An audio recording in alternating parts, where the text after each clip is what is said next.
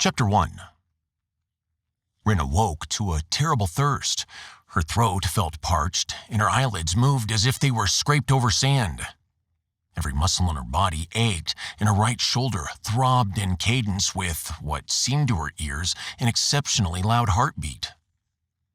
Ryn stifled a groan as she tried to sit up, but collapsed from the effort. "Welcome to the land of the living." She opened dry, sore eyes to regard Ash's face above her. "Water," she croaked. Ash lifted a water skin to Ryn's lips and trickled a small amount of the liquid into her mouth. She swallowed the water greedily and was disappointed when Ash lifted it away. She closed her sore eyes. "How are you feeling?" she heard Donal ask. "I feel like I've been run over by a horse." Her voice came out as a harsh whisper. She tried to laugh, but it ended in a fit of coughing.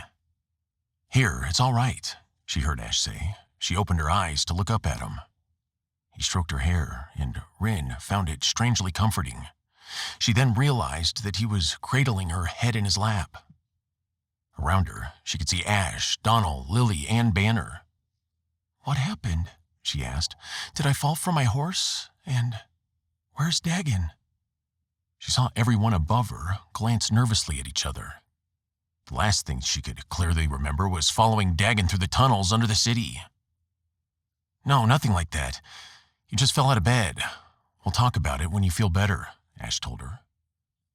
Ryn saw the frown that crossed Donal's face at this, and she had the feeling that she was being left out. But she was in too much pain to complain about it. She would wheedle the information out of Donal or Lily later. "What's for breakfast?" Her rumbling stomach preceded her request, and Lily immediately went to the pot left to warm by the fireplace to ladle some of the steaming porridge into a bowl. Ryn made herself sit upright against the protestations of those around her and her aching muscles, and took the bowl and spoon from Lily's hands. "I'm quite capable of feeding myself," she said, spooning the hot gunk into her mouth. "Sitting on the floor? Let Ash and Donal help you back into bed," Lily said, with worry twined in her words. "You have to rest after the battering you got last night." Ryn nodded and let the two men lift her up and tuck her back into bed. She kept a hold of the bowl and a spoon. If she gave that up, they might make her sleep instead of eat.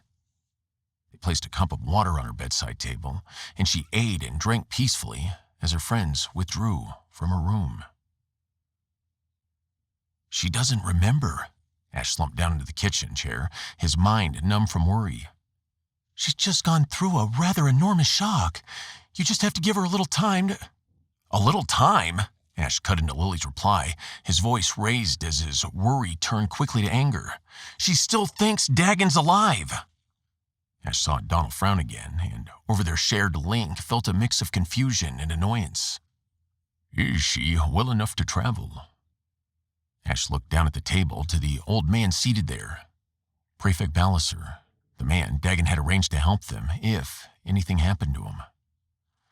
"She just fell out of bed, but that won't stop Ryn if we have to travel," Banner replied as Vanek placed a hot cup of tea in front of the old man, and then the teapot in the middle of the table in the center of a ring of empty teacups.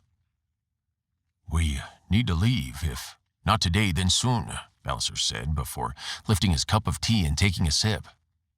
He immediately blew out a puff of air over his lips. "That's hot."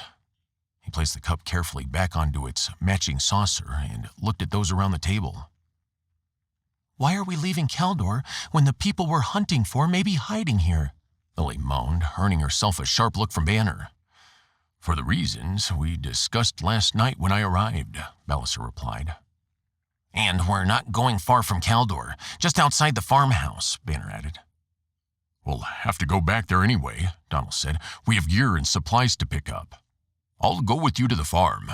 Bronn can stay here to do what he does best." Vanek turned from the range as he spoke and gave Donal a smirk. Ash saw his pair give a smile in return. "If there's anything untoward happening in the city, our network will find it, eventually." To Ash, Bronn didn't sound like his snide, snippy self this morning. Dagan's passing must have hit him hard. Ash didn't think the man had liked Dagan all that much, but looks could be deceiving.